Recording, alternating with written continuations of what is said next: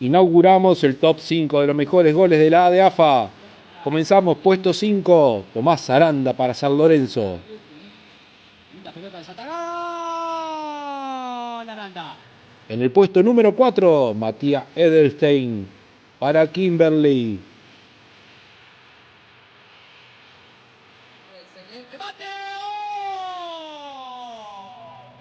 En el puesto número 3, Rosales para Hebraica.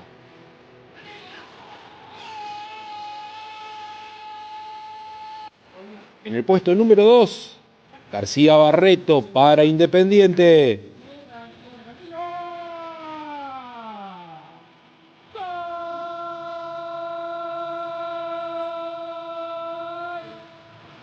Y en el puesto número 1, Fernández, después de que la tocaron todos en una hermosa jugada conjunta de Jorge Newbery, metió el 1-0 y abría el marcador el día viernes.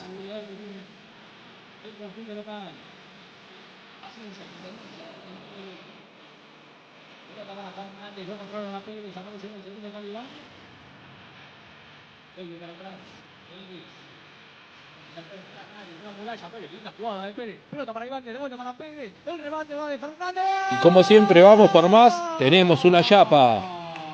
Para hoy, la bomba de Facu Schusterman para Hebraica. Y este golazo en contra